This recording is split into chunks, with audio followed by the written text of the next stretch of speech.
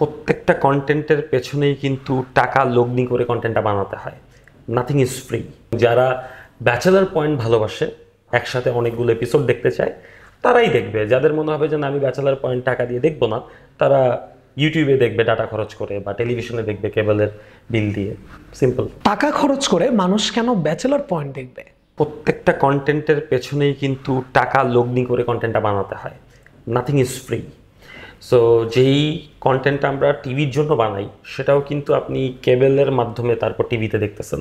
তো আপনার কিন্তু ডিশের লাইনের জন্য বিল দিতে হয়, মানে আপনি কিন্তু ইনডিরেক্টলি টাকা দিচ্ছেন। আপনি যখন ইউটিউবে কোনো কন্টেন্ট দেখেন, আপনার কিন্তু ডাটা ছাড়া আপনি ইউটিউবটা চালাতে পারছেন না।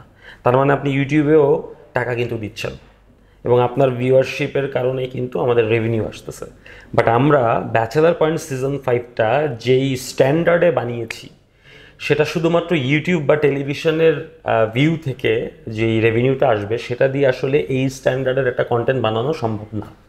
সো যেহেতু আমরা কন্টেন্টের স্ট্যান্ডার্ডটাকে আপ করেছি, এইটা একদম বাংলাদেশের একটা টপ নচ ওয়েব সিরিজ যেই স্ট্যান্ডার্ডে শ্যুট হয়, আমরা ঠিক সেম টেকনিক্যাল স্পেসিফিকেশন মেনটেন করে শ্যুট করেছি।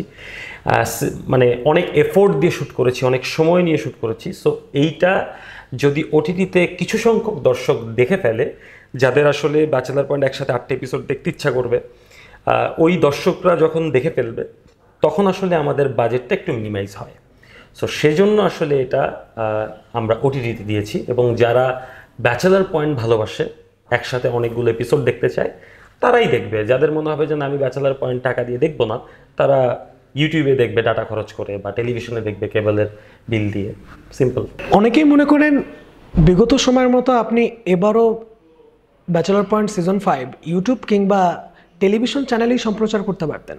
সেখানে যদি আপনি ইউটিউব বা টেলিভিশন চ্যানেলেই যদি ব্যাচেলার পয়েন্ট সিজন 5 মুক্তি দিতেন, সেক্ষেত্রে কি আপনার কোনো লোকসান হতো? না, সেখানে আমার লোকসান হতো না, কিন্তু সেইটা বিষয়টা একদম সিম্পল।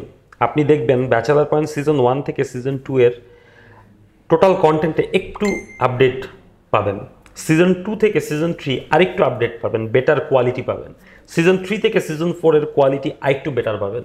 আপনি সিজন 4 থেকে সিজন 5 এর যেই কোয়ালিটি, আপনি সেটা কিন্তু দৃশ্যমান আপনি দেখতে পাবেন।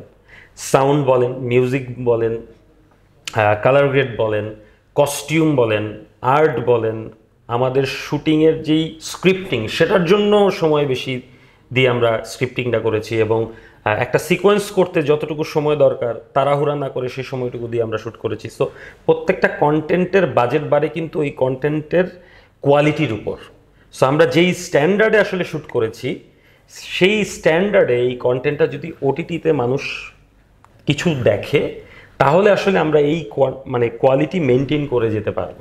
যদি এটা ওটিটি না দিয়ে আপনি ইউটিউবে বা টেলিভিশনে দিতেন এই সেম কন্টেন্টটাই, তাহলে কি মানে লোকসান বা লাভ এই ব্যাপারগুলোতে কোনো বিষয়ে ইম্প্যাক্ট ফেলতো কিনা? 100% ইম্প্যাক্ট ফেলতো। মানে লোকসান তো দূরের কথা, মানে কেউ আমরা যেই স্ট্যান্ডার্ডে কন্টেন্টটা বানিয়েছি, সেই স্ট্যান্ডার্ডে বানিয়ে ইউটিউব বা টিভিতে দেওয়ার প্রশ্নই আসে না।